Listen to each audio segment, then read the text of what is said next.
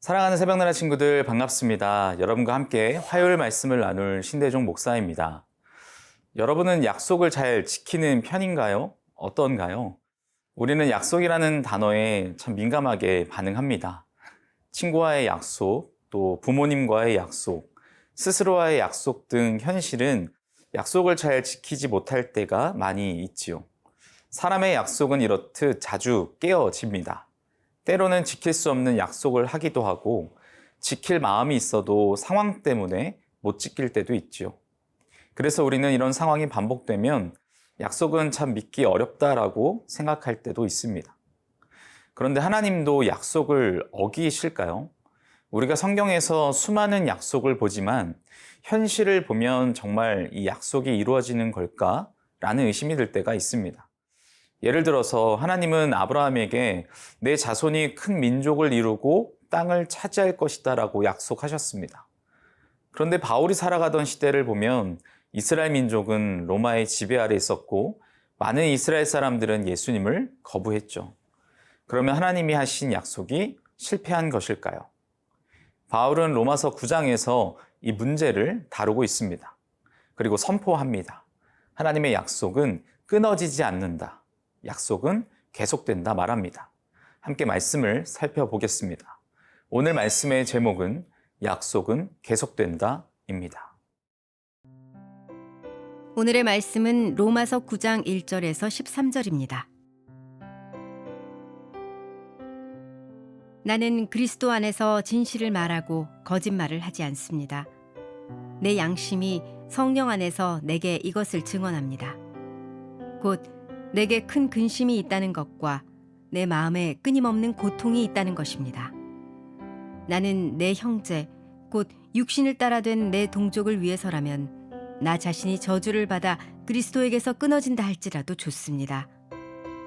내 동족은 이스라엘 사람입니다. 그들에게는 양자됨과 영광과 언약들과 율법을 세우심과 예배와 약속들이 있고 조상도 그들의 것이요 육신적으로는 그리스도도 그들에게서 나셨습니다.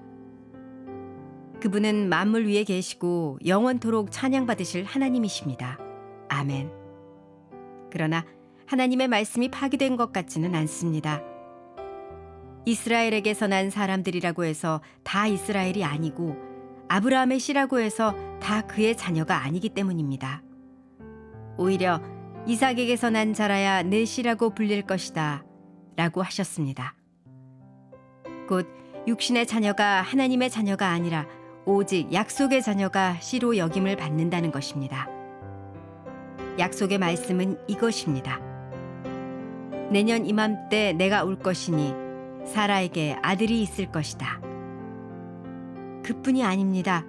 리브가가 또한 우리 조상 이삭 한 사람으로 인해 임신했는데 그 자식들이 아직 태어나지도 않고 또 어떤 선이나 악을 행하기도 전에 택하심을 따라 되는 하나님의 뜻이 행위로 인하지 않고 오직 부르시는 분으로 인해 서게 하시려고 리브가에게 말씀하시기를 큰 자가 어린 자를 섬길 것이다 라고 하셨습니다.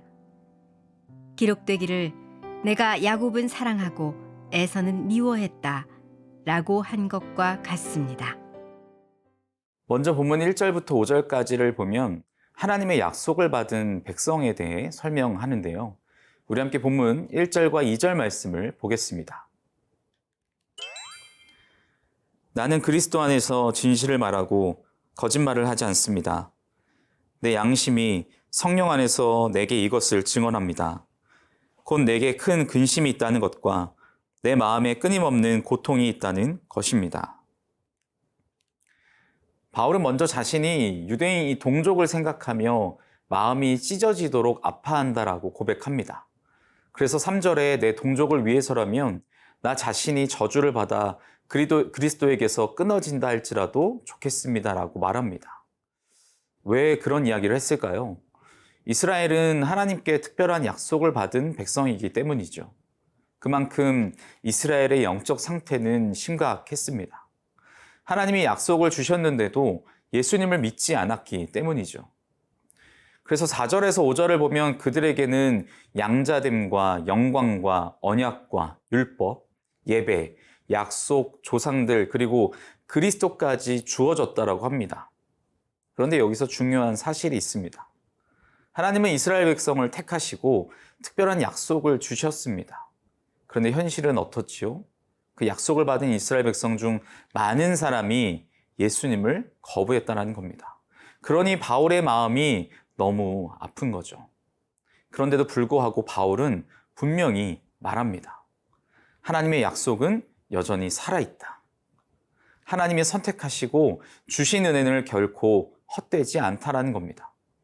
우리 삶에도 이와 비슷한 상황들이 생기죠. 예를 들어 하나님의 자녀라는 약속은 믿지만 때때로 실패하고 넘어질 때 나는 진짜 하나님의 자녀가 맞을까 의심이 들 때도 있습니다. 그러나 성경은 우리에게 말합니다. 약속은 여전히 살아있음을 말합니다. 우리가 잘해서가 아니라 하나님이 하신 약속이기 때문에 끊어지지 않는다라는 겁니다.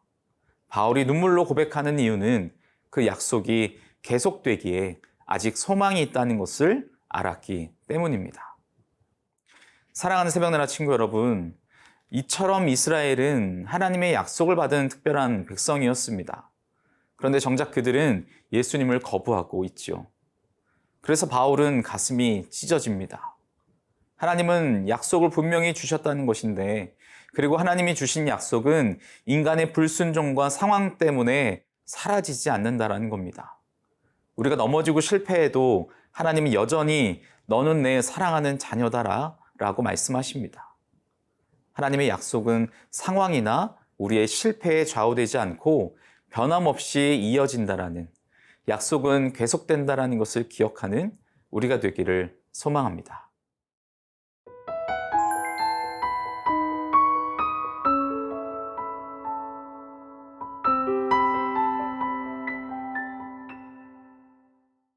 이제 6절부터 13절까지는 하나님의 약속은 선택을 따라 이루어짐에 대해 알려줍니다. 우리 함께 본문 6절에서 7절 말씀을 보겠습니다. 그러나 하나님의 말씀이 파기된 것 같지는 않습니다. 이스라엘에게서 난 사람들이라고 해서 다 이스라엘이 아니고 아브라함의 씨라고 해서 다 그의 자녀가 아니기 때문입니다. 오히려 이삭에게서 난 자라야 내 씨라고 불릴 것이다 라고 하셨습니다. 바울은 중요한 진리를 선포합니다. 하나님의 말씀이 폐하여진 것 같지는 않다. 이 무슨 뜻일까요? 사람들이 보기에 약속이 실패한 것처럼 보이지만 사실은 그렇지 않다는 겁니다.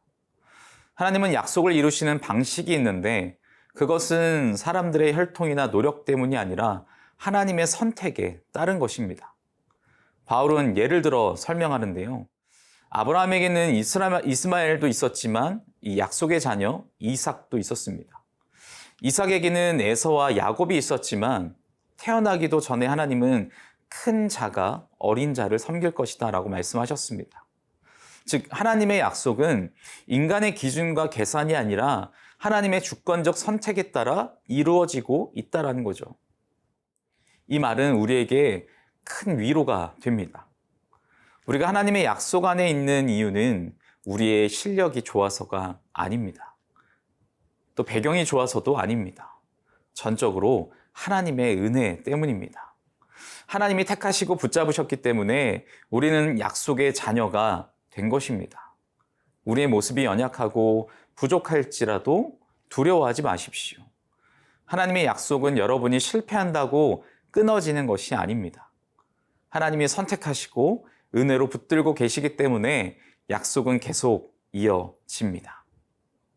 사랑하는 새벽나라 친구 여러분, 지금 내 삶을 보면 정말 하나님이 나와 함께 하실까? 그 약속은 이루어지는 걸까? 의심하는 친구가 있을 겁니다. 기억하십시오. 약속은 계속된다는 것을 말이죠. 연약함에도 불구하고 하나님은 우리를 절대 포기하지 않으십니다. 하나님은 신실하시고 그분의 약속은 반드시 이루어집니다. 약속하신 하나님을 바라보며 약속의 하나님을 신뢰하며 믿음으로 살아가는 우리가 되기를 축복합니다. 사랑의 하나님, 상황을 보고 낙심하는 것이 아니라 약속하신 하나님을 바라보므로 약속의 하나님을 신뢰하며 믿음으로 살아내는 하나님의 사람들 되게 하여 주옵소서. 감사합니다. 예수님의 이름으로 기도합니다. 아멘.